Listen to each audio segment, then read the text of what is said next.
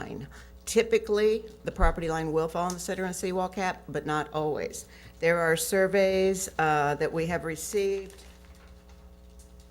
In this instance, the property line falls approximately 5 feet beyond the seawall cap. For setback purposes, that property owner was given to the property line. In this particular survey, the property line falls outside and inside of the seawall cap. When the property line falls inside of the seawall cap, for setback purposes, they are given to the center of the seawall cap. So it's, and that was established in 1990 as the method of measurements as far as determining the rear property line for waterfront properties. Is that in our code? Yes. I was thinking that we should be a bit more consistent to have property that goes beyond the seawall, and then it's still then, if we go a foot beyond the seawall, that means that they are now 1 foot closer in terms of that stem wall to the seawall. The whole idea, I believe, of our setback should be to preserve and be concerned about our seawalls. I mean, isn't that the rationale for our setbacks? This was originally adopted in 1990, and it's been carried forward ever since as to, using it for setback purposes. Well, I suppose we have the authority to do that. The plat, in this case, does it show a seawall? The plat? This is, the legal description of this property is a lot, a specific lot number. The deed was here somewhere. Sorry. Yeah, this is lot 31, block 121, Punta Gorda Isle, section 12, according to the plat. And so, if the plat shows a seawall, and the lot line goes to the face of the seawall, then that would be the property line per plat. And so that's an issue that we may need to take a look at if the intent is to draw the setback from the property line, then it's possible that in this case that wasn't done. On the other hand, if we specify something other than the property line as being the basis of the setback, which we have the ability to do, we could do it either from the property line, from the face of the seawall, or from the rear of the seawall, then that would also determine where the setback is going to be. So if we have any way of getting an answer to that question, it might be of some assistance. Okay, when we get a survey, more often than not, you've got two linear distances on any line. In this particular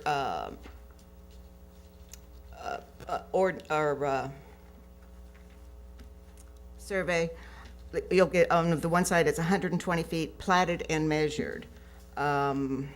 Radial to cul-de-sac 128 platted, measured from the benchmark was 104.28. But on this particular one, the property line's falling in the center of the seawall. So I don't see how it would affect this particular property. And the developers who developed Punta Gorda Isles did build the seawalls before it was given to the city. That predated the Canal Maintenance District. Maybe this isn't the appropriate time to discuss this, but, and so maybe I won't say anything further. We can go into that as a separate discussion. Okay, so the plans that you got for this were drawn to the correct specifications? Yes. So this was really an honest mistake. Has this pool person ever made this kind of mistake, to your knowledge, before? I was asked that yesterday afternoon, and I did find 2 administrative variances, specifically from Nautilus Pools. One was during construction. It was a foundation location that was submitted in 2004 that also happened to have the pool stem wall at 19.5. And then there was one that went back to 2002. It was found when the property changed hands. The pool was built in 1996, so we did have a record of the contractor. That was yesterday afternoon, but again, we're all human. Everybody Right, makes sure, mistakes. Right, I mean, I was just curious. Is there any other comments? Yes, Tom? I truly feel that this is an honest mistake, and I move to approve the V-01-15. Excuse me, could we close the public hearing? I'm sorry. Okay, this is a public hearing. Anyone else wishing to speak?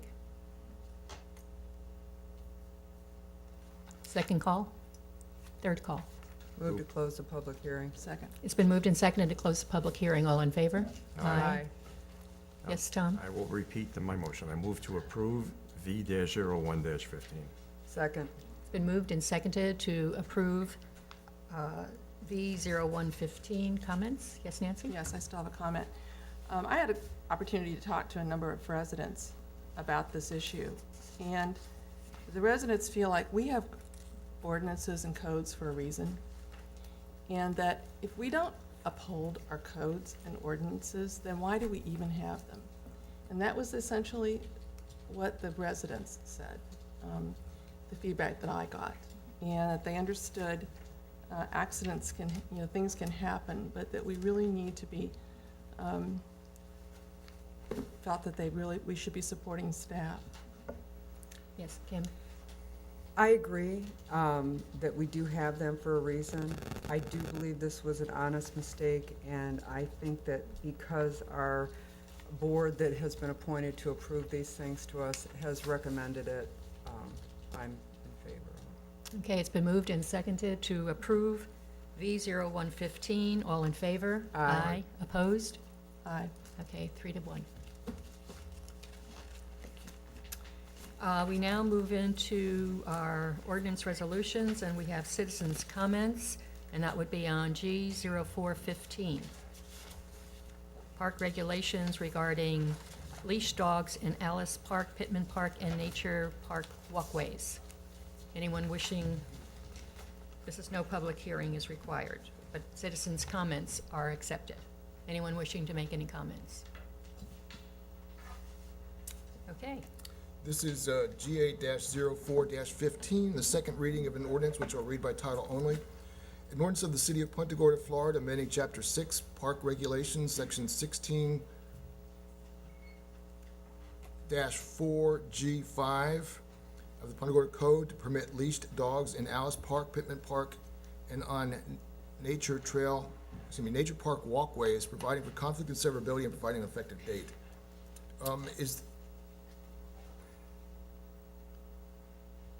Is there a typo in the title, Terry?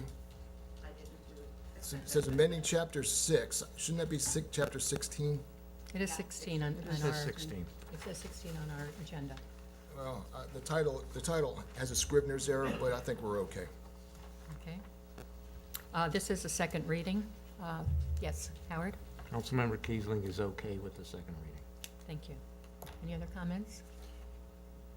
Yes, I had previously been opposed to allowing dogs to walk in the nature park. I've had several conversations with the Green Thumbs, and I've changed my opinion, and they are hopeful that maybe some of these dog walkers in the nature park will also contribute to the contribution box that's over there as I bring the dogs through the park. So, if you have a dog, you can contribute this much, is that it? Yes, Nancy? I mentioned to Howard yesterday that I really liked the ordinance that the state has about dogs, which maybe is something we can discuss at another meeting that would help encourage respectful Puppy dog behavior? owners to be respectful of the parks. Kim? I agree with Nancy. I have a dog, and I take my dog everywhere, but I would love to see dogs everywhere. A lot of the restaurants, you can take your dog in Home Depot, but I really think we need to be, strict, and not that we don't have any, or not that we are not saying clean up after your dog and that type of thing, but I think we should have a no tolerance for that at some point if it gets out of hand. I mean, it's gonna happen, but, really. I agree with Nancy, though. I think perhaps what we might want to do is to institute a very similar policy as that is the state recommendation in terms of pets. I think that would then be a reinforcement of the respect that dog owners are required. Yes, Tom? I agree with that also, and I'm wondering if we can put that on a future agenda. We can certainly, after you adopt this ordinance, amend it to include the state regs. Okay. If you'd like to do Okay. that. Yes. I would like to do that. David, Okay. wouldn't we have to do a new ordinance amending this to adopt Yes. state regs? Yes. Okay. Okay, we'll do that. All right, we have, Move approval, GA 0415. Second? it's been moved and seconded to approve GA 0515-0415. All in favor? Aye. Any opposed? Okay, that does Carolyn? pass. Yes. Mayor, just for clarification for those that are in the audience, that the state ordinance really talks about using leashes that are only 6 feet in length. It's very simple, actually. Yes, it's not anything draconian. Right. But it does really speak to, again, owners being respectful of others in the parks and walkways. We'll put it together. Thank you. Thank you. We now have our consent agenda. Are there any items that anyone wishes to pull? Yes, Tom? I'd like to pull D2. D is in David, 2. Anyone else? Any others that you wish to pull? Okay, we have citizen comments on our consent agenda items. If anyone wishes to make comments, either on the minutes, our Tiger Grant application from Charlotte County, local Brick Street renovation and restoration, the website redesign agreement, Shinep's budget amendment, the CDBG adopting Citizens Participation Plan or the Residential Anti-Displacement and Relocation Assistance, the police's voluntary agreement with the City of Northport Police Department, or the traffic signal maintenance compensation agreement between the city and the state of Florida. Any comments? All right, Move approval, consent agenda, all right, The With remaining. exception of- Yes. with the exception of the, what Tom? D2. Okay, is that was seconded? Second. Okay, it was moved and seconded to approve the remainder of the consent agenda. All in favor? Aye. Any opposed? All right, Tom? Yes, Mayor, the only reason I've asked to pull D2, I'm fully supportive of the extending the lease for the Visual Arts Center, but I'm wondering, I know that we're all supportive of the arts and enhancing the arts in the city, and I'm wondering if we wouldn't want to hear from time to time a report from the VAC on what they're doing, how they feel they could or should be collaborating more with other artists in the area, something to just to see what's on their mind, and I would just like to hear some thoughts from you folks about that. I think that's a great idea. If we are actually a stakeholder in their being there, any organization actually, that we might provide space for, then we're a partner in their existence. So it would seem that they should be willing to at least annually give us an update on What's happening? what's happening in Kim? I agree. I think that offering a lease for $1 a year for 30 years, it has some accountability to it. I also think it's a great opportunity for them to share what's going on there, because there is a lot going on there. And so I'm all for it. Okay. Yeah, this would include the Artisans Atelier, any organization that we're actually providing some sort of accommodation. That we have a linkage to. Mhm. Howard, did you have comments from Rachel? She had no issues with the consent agenda. Do you want me to schedule the VA, the Visual Arts Center, or a bunch of artist organizations for a council meeting in August when you come back? Sure. Well, I think mean- I'd like to hear individually from, I don't Yeah. want to group everybody together. I'd like to hear first and foremost from the VAC. We'll schedule them for August.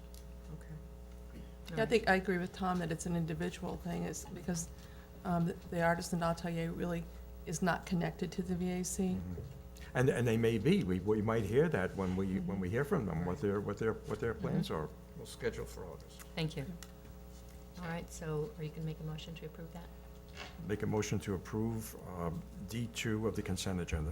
Second. It's been moved and seconded to approve D2 of the consent with- agenda With the stipulations that, with the stipulations that we have a presentation from the Visual Arts Center in August. All in Second. favor? Aye. All opposed? Okay. We will now move into our regular agenda items. Citizens' comments on our update on the Harbor Walk West construction plans, our design plans for Harbor Walk on US 41 southbound underpass, the FEMA risk map update, our exceptions for watercraft on the SRO district, concept plan for Harbor Walk behind Lashley Park, our request for a waiver of lien interest on Showalter. Anyone wishing to make a comment, now is the time to do so.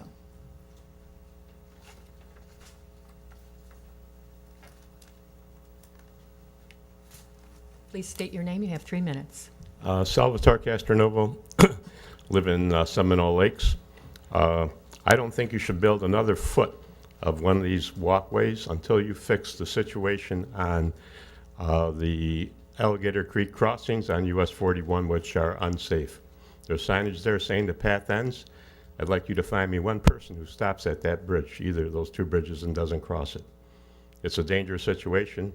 The other day I saw 2 bikes cross at the same time. Very bad. So the other thing is I missed on, I wasn't here for the other agenda items, but I think the walk lights at Burnstore Road and US 41 need to be fixed. People walk up there. Sir, that's They- not on our agenda. Pardon? That's not on our agenda today. Was on Just the on agenda previous one. items. Okay, but at any rate, it is what it is. They need to be taken care of. Thank you, sir. Anyone else wishing to make comments on agenda items? Thank you for letting me speak. Martha Beretta. I'd like to speak about the request for a lien of a waiver of a lien entrance on property on 501 Showalter. As I go over the paperwork, a lot of those liens were on the property even before I acquired that property. I have someone who would like to buy the property. It would be a hardship for me to try to sell it with those liens on. I understand that there are variances that you give, and I am requesting your consideration of a variance in terms of waiving those liens. Also, I think it's very important for our neighborhood that when people want to return and to build homes, one of the issues does come up is that they have family properties and these liens and whatnot are on them. So I think in terms of having people return to the neighborhood to build and to increase the tax base, that first of all consideration for this, and if others come, so that we can have new building, people returning, that I would ask for a waiver of interest. Thank you. Any questions, Ms. Marita? Hmm? David, would you like to weigh in on this? Well, it's certainly the city's prerogative, and when we get to that item, I'll discuss it a bit further. if need Okay, be. all right. Thank you. And if we have questions, we'll be asking. Okay. Okay, all right. Anyone else wishing to speak on any of the agenda items? All right, we will move on then. We now go to update on Harbor Walk West construction plans. As staff is getting up here, when we make our presentation, the 90% plans are under review for Area 1, which is the grant-funded area, getting about $1.8 million. And FDOT is reviewing those plans. Whatever comments they have, our engineering firm, Weiler Engineering, will go back, incorporate those comments so that we can have everything approved, hopefully, by August, September timeframe. We're down to 2 issues that staff will present. When we redo Area 1, included in there is diagonal parking along Retta with the decorative brick pavers around asphalt. And we plan to carry that into Area 2, and we may even carry that into Area 3, depending on what happens with impact. So we will have diagonal parking at least from the Harvey all the way down to Dolly, which is Area 2, and maybe even beyond. By doing that, the way it's been planned, and this plan was approved back in 2009, maybe? We have a whole new council. We are going to be removing trees. We are going to remove the palm trees along Retta. That is a fact. We will be replacing those trees, which you will see, with palm trees. They may not be as mature. We're going to try and replace them with as mature trees as we can. So the trees will be replaced, but we are going to remove trees, and I know how people feel about removing a tree in the city of Punta Gorda. So that's one issue that I want to make clear that we need to resolve today. The second issue is, when we redo Area 1 and Area 2, but let's talk about Area 1, there will be no longer any parking on the grass. Thursday night Guitar Army, can't park on the grass. Every day you see people will be parked on the grass right now in Gilchrist Park. I mean, we can go out there right now, there will be a car parked on the grass. That will no longer be allowed, because the pavilions are going to be moved back. We're going to have the Harbor Walk.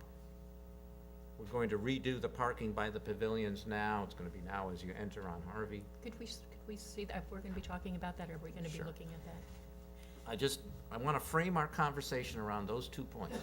Are we going to stay the course, which we are recommending staying the course so we can get this project designed and out to bid when we need to? Or are we going to change direction? Thank you, Joan.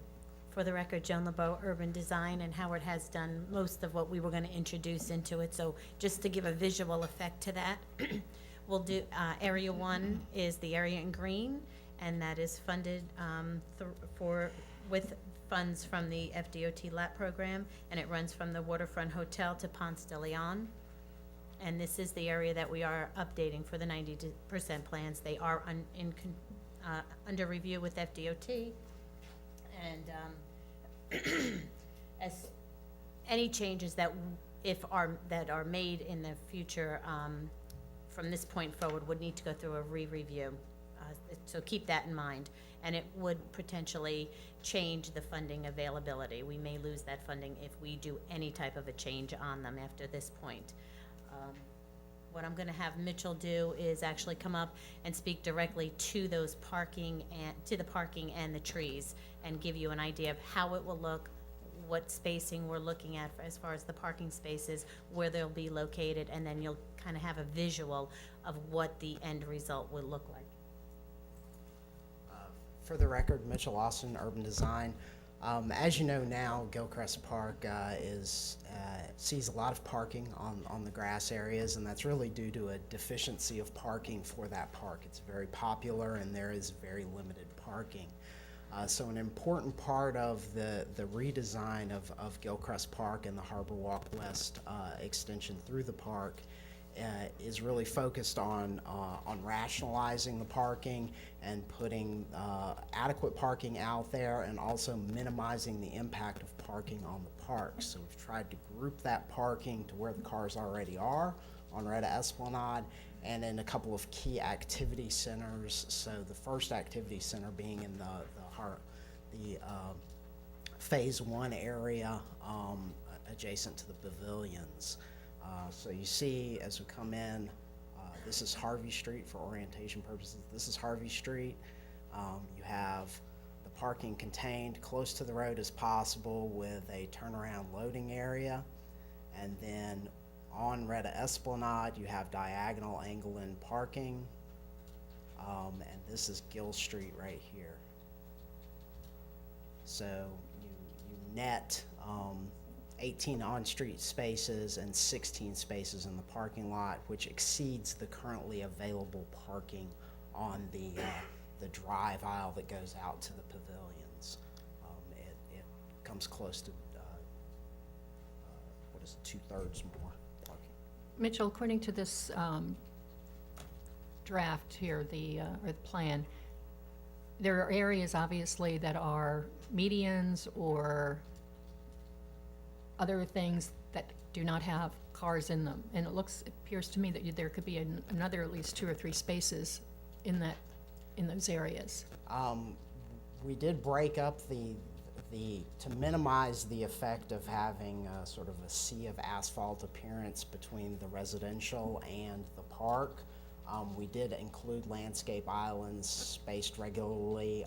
They're more or less consistent with our code, where we require a landscape island at minimum every 10 parking spaces. We did a little bit more than that because we know we didn't want to visually blight those red Esplanade properties with the continuous parking.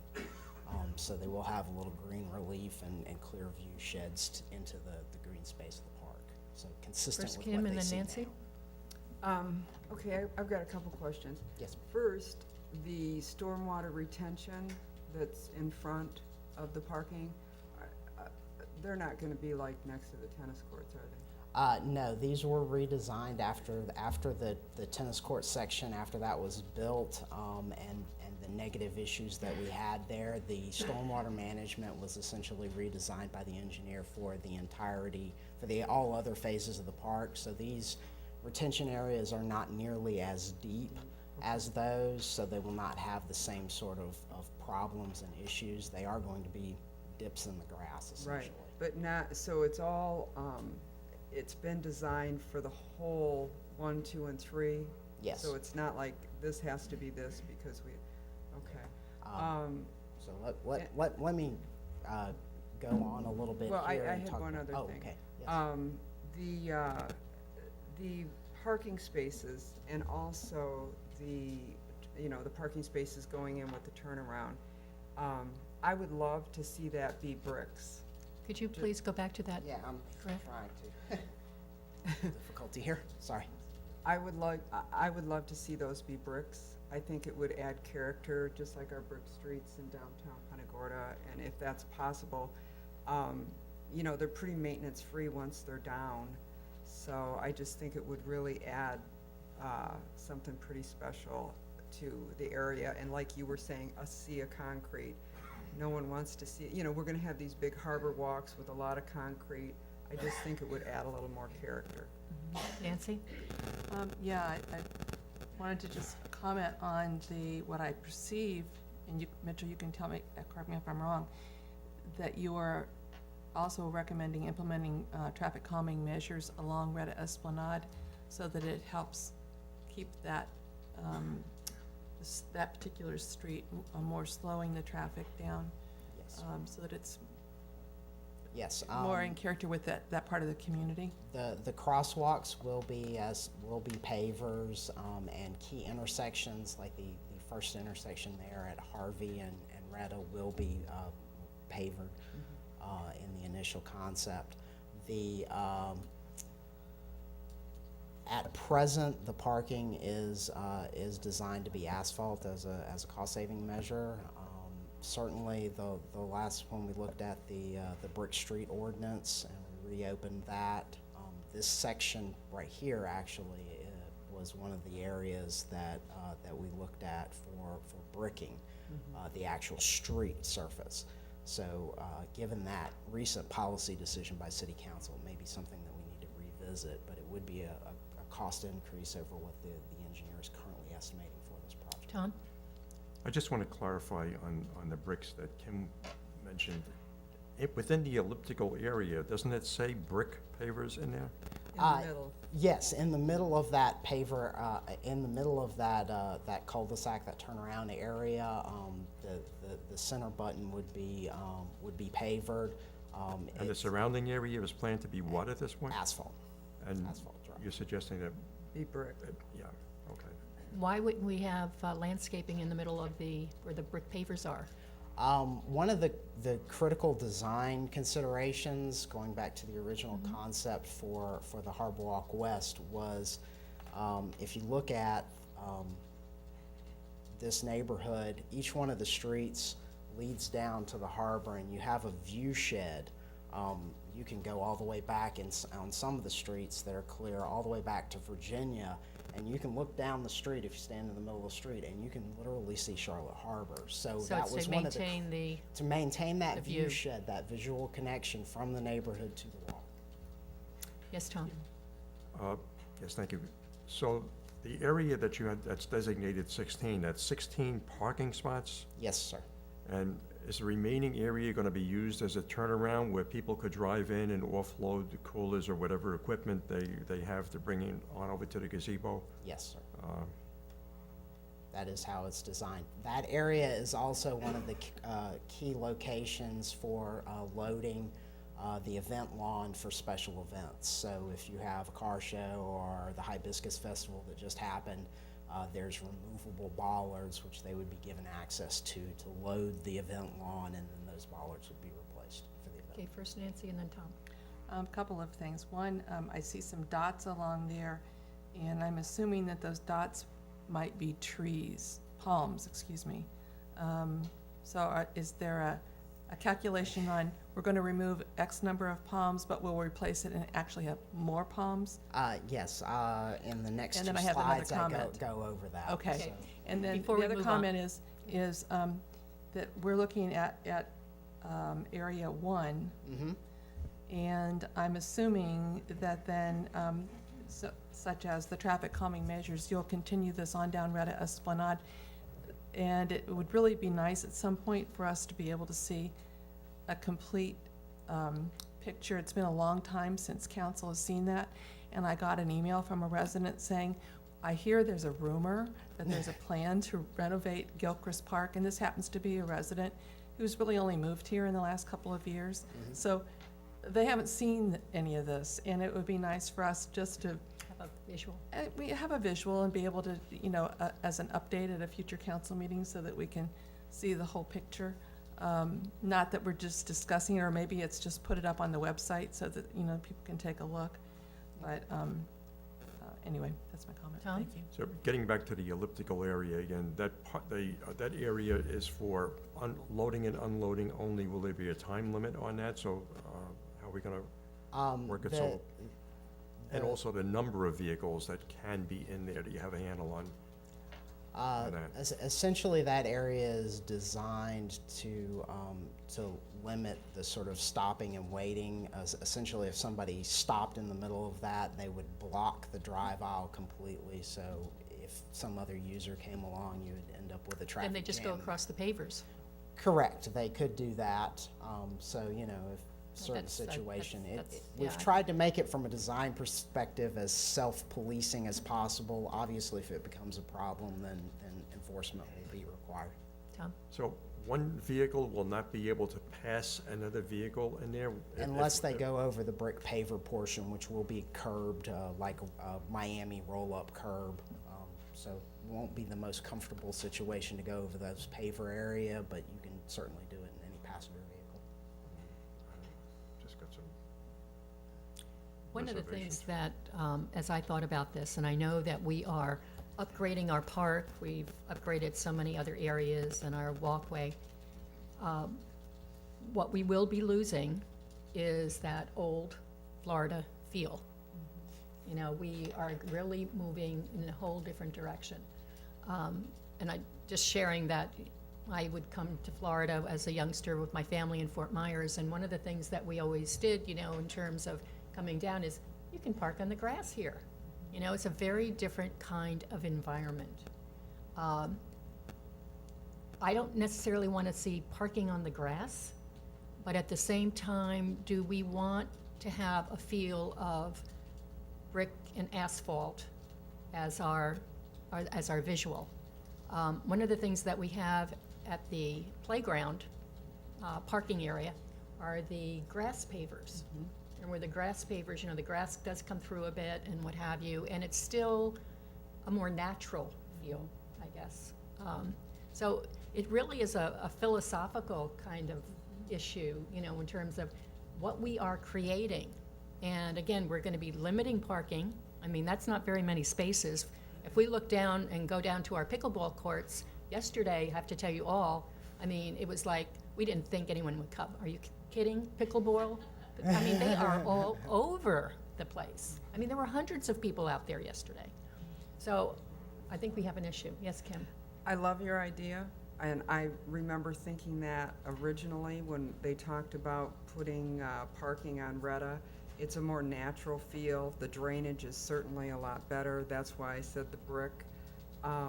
But I do love that look. I don't necessarily like the one by the playground, but I've seen others that have the grass in between with the brick.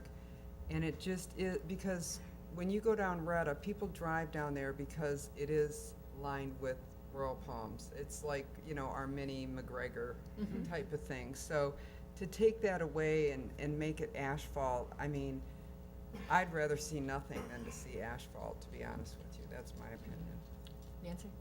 I understand perhaps the benefit of what do you call the pavers? The grass comes It's sort of grass paving is those are a trip hazard for me. And so I just abhor those. And just will Well, that's another good point. try Right, not it to is, use yeah. those at all. I really, Right. and I see them in parking lots, and I'm really trying not to Okay, use you're right. those. I think that with our bricking program, we could take a look at this and say, how can we work to protect the historic character of the community, so that we can try to add elements to this that help with that historic character, whether it's through the lighting that we use. I understand what you're saying as far as what you used to be able to do. Well, and but it's also, it's the whole environment, it's the whole atmosphere that we're creating. And it's creating a very different place than what it is right now. And one of the things that we all came here for was because of what we have. So I'm putting it on the table because I want us to just think about what we are moving forward on. And it's not that I don't want to negate everything that the staff have done and our previous councils have done. It's just, this is going to be a major change. Yes, Yeah, Nancy? I look at that as back in, 50 years ago, there weren't as many people, so you could do a lot of things that you can't do when the population increases. So what we're really trying to do as the population increases is manage our growth and figure out how to retain the character of the community if possible. And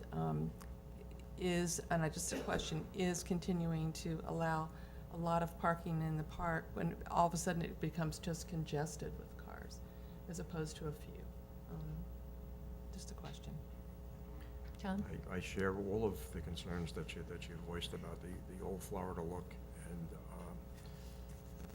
I think that this phase number 1, is something that we, with the addition of the pavers that Kim spoke about, I think that we need to, the time is now for us to decide whether to move ahead with this or this. Oh, I love this. I just want the bricks. Yeah, okay, yeah, bricks and trees. No, I love this. I just want the bricks and the trees.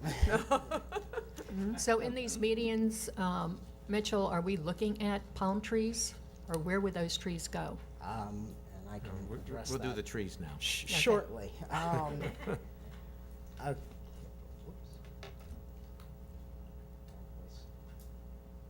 backwards instead of forwards, forgive me. So staff did, based on the comments and the concerns regarding the trees, we did a couple of quick panoramic views, some visualizations to show you where the trees would be.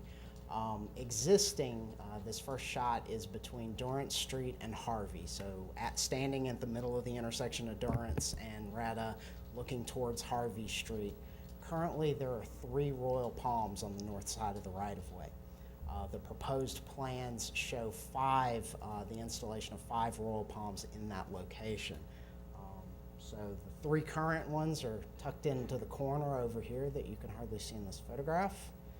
And that's the location of the 5 royal palms that would be installed. Those are the approximate locations. Obviously, we didn't draw in all the parking and all the other changes to the park. That would have taken several thousands of dollars worth of time and labor. But this just gives you a general idea. The palm trees will be even more regularly distributed along Retta in a pattern that more closely resembles what we have, say, on Marion or Olympia.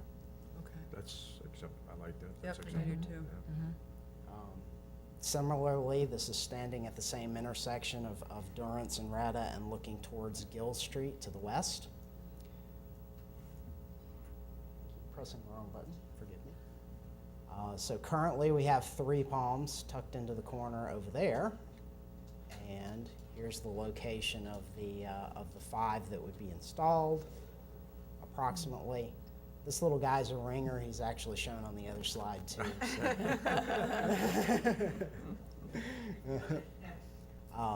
But again, the even spacing, and you can see in this slide between the last gold star palm and the red star palm, that view shed towards the water is preserved at that intersection of Durance Street. If you're standing at Durance, all the way down by Howard's house, you should be able to see the water. So you're doing this for Howard? No, not for Those Howard, 10 years. but for his neighbors, Okay. not for him. Yes, Tom? So you are removing you're taking the existing palms and you're going to move them to different locations? Is that what I'm hearing, or all No, of these? the condition of the existing palms, size, it would not be cost effective to relocate those. Those will be removed and we would be installing all new. So they'll be consistent in terms of size as they mature. The risk involved with transplanting a palm is quite high. It takes a lot of maintenance, and there's no guarantee. In Are there terms of companies, installing new, you're getting an installation guarantee from that landscape contractor, usually for a period of a year. Aren't there companies, though, that will actually come and purchase your trees and move them themselves? There are some, if they're in pristine condition. Most of our palms are not. Okay. Tom? Your drawings show a call for the removal and replacement. I think the number was about 68 palms in the landscaping plan. Are you, That's in the totality of the Phase 1 area. That is not in all along Red Asphalt. Any other questions? Well, yes, I Howard? just, oh, go ahead.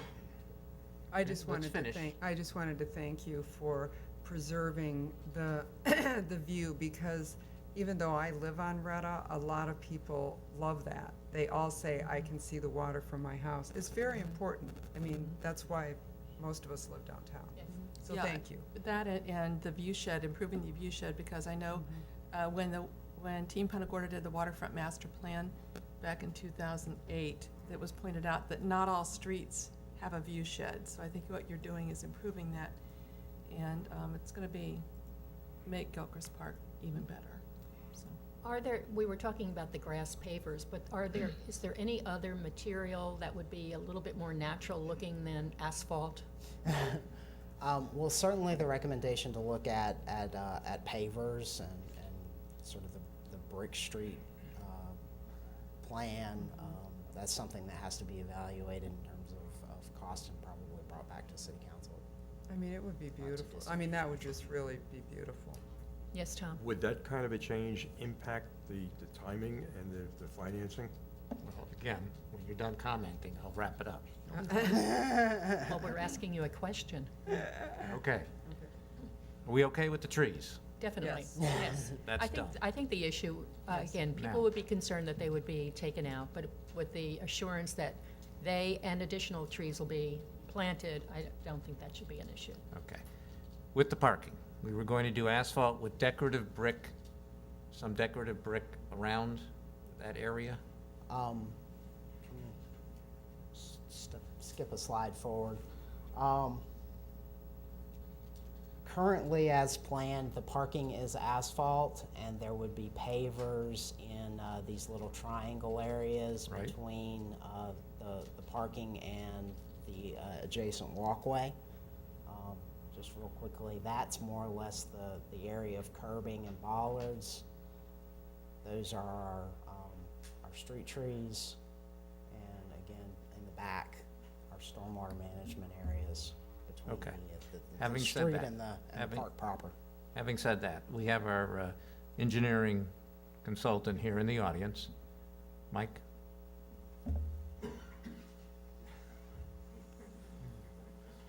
FDOT is reviewing 90% plans as we speak. Okay. Is it doable to change the asphalt into brick, have it in front of FDOT, and and not be in any jeopardy whatsoever of the grant funds? For the record, Mike Jardulo, Weiler Engineering. I don't foresee any issue with doing that or any delay to our schedule, provided that you use a traditional brick paver. If we use anything that's maybe, you know, a new product, you know, a grass paver product, because there's plenty of plastic products and different things out there, they may have some additional review time. But, you know, if we take, like the comment was made, and we take an asphalt parking area and we put in brick pavers consistent with the brick pavers we're using elsewhere in the intersections, I don't anticipate that there's any delay. Okay, what about a design, that's a design change, is it a substantial design change, or are we going to get a change order? Not for that, no, and that's something that I wouldn't try to delay the 90% review that's going on right now. I would take care of that in between the 90%, and the 100% is actually a review cycle as well. There's a separate cycle that we would then submit signed and sealed plans once the 100% are approved, and we can take care of it at that time. Okay, final question. When we do a block, asphalt costs about $12,000 per block, bricking $80,000. So what are we talking about here? Do you have any idea? I'd have to run the numbers. I would say at least $50,000, rough numbers. You know, the other thing to consider, if you wanted to kind of do like maybe a hybrid approach, if you look at that big parking area that's kind of cut off on your screen right now, you could brick the parking spaces, but leave the 24-foot access aisle as asphalt. The benefit to that is, you know, one, you're breaking up the amount of asphalt you have. You're not paying the full expense to make everything brick, but the access aisle is where the car tires are spinning, you know, and often they're you know, stopped turning the wheel, and when those tires move, that's where you get the damage to your bricks that, you know, results in the maintenance issues. So if you let them do that on asphalt, then, you know, it's less maintenance to, you know, it being brick. So that's, you know, that's something you can definitely consider, but I would say somewhere in the $50,000 ballpark, but I'd have to calculate it. Okay, I personally do not care for that section in the middle of that roundabout to be brick. That to me should be grass, something cooler.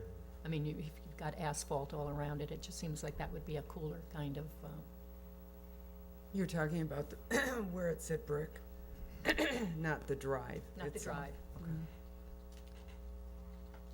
Yeah, can you go back, can we go back to that area? Yeah, I don't have a problem with the brick in the middle of it, because You don't? it's intended to be driven over.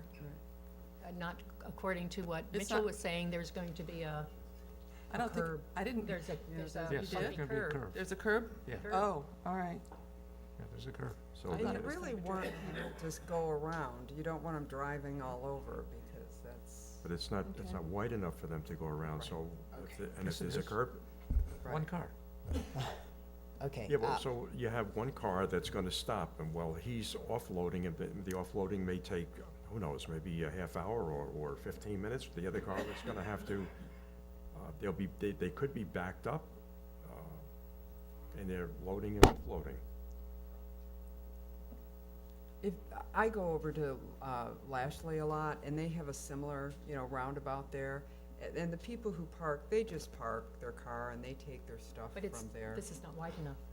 This is Yeah. not the same type Well, of I'm width, is it? saying they park their car in the parking space, Oh, I see what you're you saying. know, and it really, that roundabout is usually just used to get in and out, you know, pull out of your parking space. And, I mean, I could see it being used at festivals, but that's gonna be a whole nother ball of wax. I mean, you're gonna be, See, if we start widening it, it's sort of like giving an incentive for somebody to park the car there, and Right. that's the last thing we No, want. and that's not what we Yes. want. We don't want that.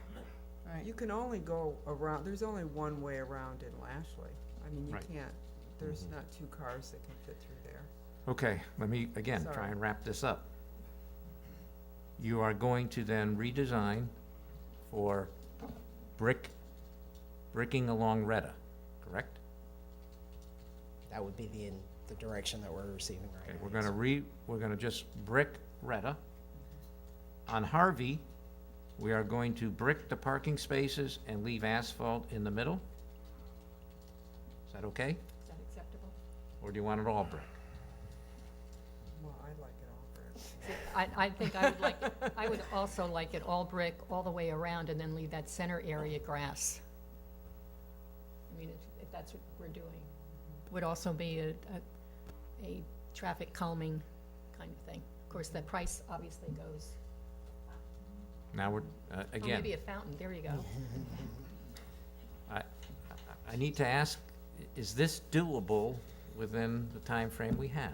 My only concern with making it grass in the middle of that is that public safety has been aware that they could drive a truck on there if they had to. And if we make it grass or any other substance, we have to make it shell, and, you know, grass doesn't grow too well on shell. So it would have to be something that gets reviewed by them, and if they were okay with it, I would have no issues with converting that to grass. I don't see any issues with the DOT, again, or any of our funding or our timeline. You're talking about our own Fire public truck. Yes. Fire truck. We gotta get a fire truck down there, because we do have issues sometimes with vessels in that mooring area coming undone, so we gotta get a fire truck down there. Or EMS or Mhm. anything. Yeah, Right, EMS, right. we have issues. Make it pretty. Well, now, wait, now, I don't want us to have to come back again and Okay. redesign it again. Let's solve it now.